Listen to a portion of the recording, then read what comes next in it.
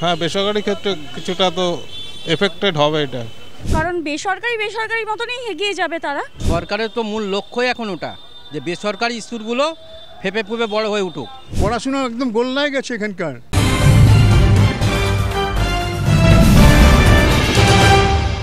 চাকরি ফিরে পাওয়ার দাবিতে এসএসসি ভবনের সামনে এখনও আন্দোলন চালিয়ে যাচ্ছেন চাকরিহারা শিক্ষকরা।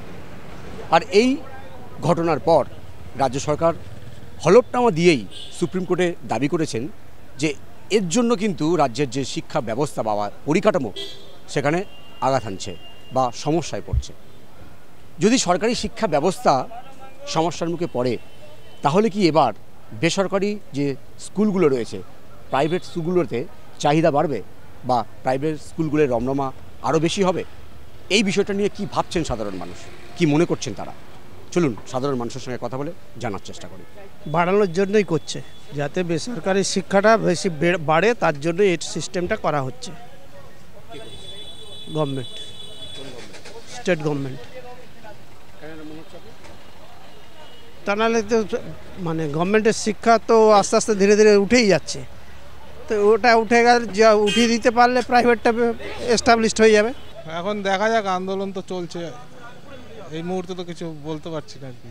হ্যাঁ, বেসরকারি ক্ষেত্রে কিছুটা তো এফেক্টেড হবে এটা, মানে বেসরকারি স্কুলের সংখ্যা বাড়বে, এটার পরে সরকারের ক্ষতির দিকে সম্ভাবনা বেশি আর কি। সরকারিতে দেখুন, যেটা মানে যারা জেনুইনলি চান্স পেয়েছিল তাদেরকেও মানে চাকরি থেকে বরখাস্ত করা হচ্ছে, সেটা একটা মানে খুবই মানে কি বলবো, ওটা নেওয়া যেতে পারে না। যারা অরিজিন মানে প্রসিডিউর মেনে করেছে, আর যারা ধরুন টাকা দিয়ে করেছে বেআইনিভাবে, অনেক তাতে তো অনেক আমাদের ধরো যারা যোগ্য শিক্ষক তারা তো চাকরি পাচ্ছে না, শিক্ষক শিক্ষিকারা, তো অটোমেটিকলি তাদের মধ্যে ফ্রাস্ট্রেশন হচ্ছে। এবার আমার মনে হয় যে তাদেরকেও একবার মানে যারা চাকরি করতো তাদেরটাও একবার বিবেচনা করা উচিত, আবার নতুন করে কিছু একটা চিন্তা পরিকল্পনা করা উচিত, নতুন করে ভাবা উচিত।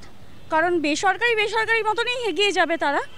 অবশ্যই তারা মানে আমাদের যে সরকারি যে স্কুলগুলো আছে তার থেকে তো অনেক বেশি অ্যাডভান্স, তো যেরকম করে শিক্ষা ব্যবস্থা চলছে আবার নতুন করে একটু ভাবনা চিন্তা করে সরকারকে এগোনো উচিত। সরকারের তো মূল লক্ষ্যই এখন ওটা, যে বেসরকারি স্কুলগুলো ফেপে ফুপে বড় হয়ে উঠুক।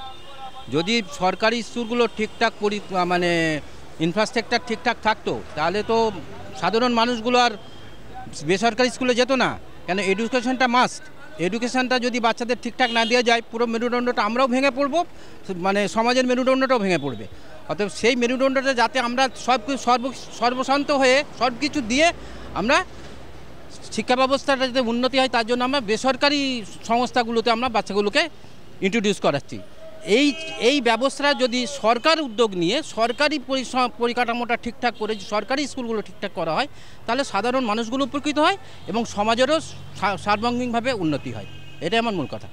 বাড়বে তো, নিশ্চয়ই বাড়বে।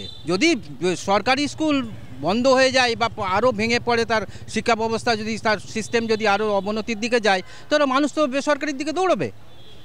আপনি আপনার বাচ্চাকে দেবে তো বেটার এডুকেশন দেওয়ার, তো আপনি কি চাইবেন? বেসরকারির দিকে যেতে। সাধারণ সবাই যাবে, আপনিও যাবেন, আমিও যাবো, সবাই যাবে, এটাই হবে।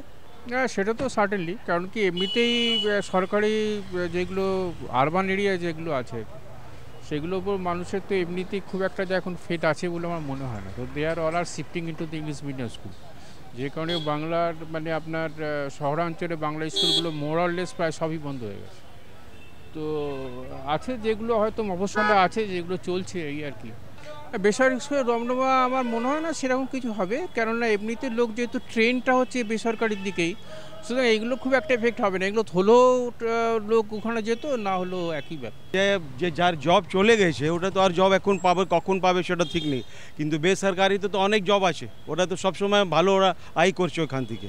দে are getting good salary from there. But those who have been deprived of the job from the government school colleges, they will suffer. এইটা তো আর কিছু বলবার আছে না।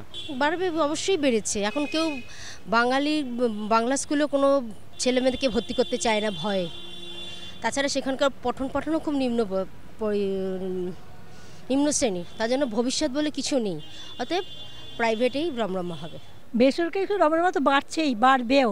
কেন সরকারি স্কুলে কোনো পড়াশোনা হয় না, বহু বছর ধরে পড়াশোনা হয় না, পাস ফেল উঠিয়ে দিয়েছে। সবচেয়ে মানে পড়াশোনা একদম নিম্ন থেকে নিম্নতর জায়গায় এসে দাঁড়িয়েছে। কাজে বাংলা মিডিয়ামে পড়ে কোনো লাভ নেই। আজকাল গার্জেনরা কেউ বাংলা মিডিয়ামে পড়াতে চাইছে না। নিশ্চয়ই বেসরকারি, এখন সকলেই বেসরকারি স্কুলে ছেলে মেয়েকে পড়ায়, জানে এখানে পড়ালে গরু ঘোড়া হবে, এখানে পড়াশুনো কিচ্ছু হবে না, বাইরে যেতে পারবে না। সেই জন্য সকলেই এখন ইংলিশ মিডিয়ামে এই সমস্ত স্কুলেই পড়ায়, যাদের বাবা মার পয়সা আছে। যাদের বাবা মার পয়সা নেই তারা এই গরু ঘোড়া এইরকমভাবেই পড়বে আর ওই বোম বানানো শিখবে, এছাড়া আর কিচ্ছু হবে না। পড়াশোনা একদম গোল্লায় গেছে এখানকার। যাদের পয়সা আছে, আপনার যদি পয়সা থাকে আপনার ছেলে মেয়েকে আপনি ভালো স্কুলে পড়াবেন, আপনি কেন এখানে দেবেন? আপনি তো জানেন যে এখানে দিলে কিছু হবে না, কোনো চাকরি বাকরি কিচ্ছু নেই এখানে। যে সমস্ত সব ব্যাঙ্গালোরে যাচ্ছে, কেন? এখানে কলকারখানা নেই বলেই সবাই চলে যাচ্ছে বাইরে, না হলে যাবে না। সরকারি স্কুলের পরিকাঠামো ক্রমশ তলানির দিকে চলে যাচ্ছে। সরকারি স্কুলগুলোতে পড়াশোনার জন্য আগ্রহ হারাচ্ছেন অভিভাবকরা। আর তার মাঝখানে এই যে ঘটনা, এসএসসির যে চাকরিহারা শিক্ষকরা তারা যে চাকরিচ্যুত হলেন, এরপরে কিন্তু বেসরকারি স্কুলের রমরমা আরও বাড়বে, এমনটাই কিন্তু মনে করছেন সাধারণ মানুষ। ক্যামেরায় রবি দত্তের সঙ্গে বিশ্বজিৎ হালদার, ওঙ্কার বাংলা।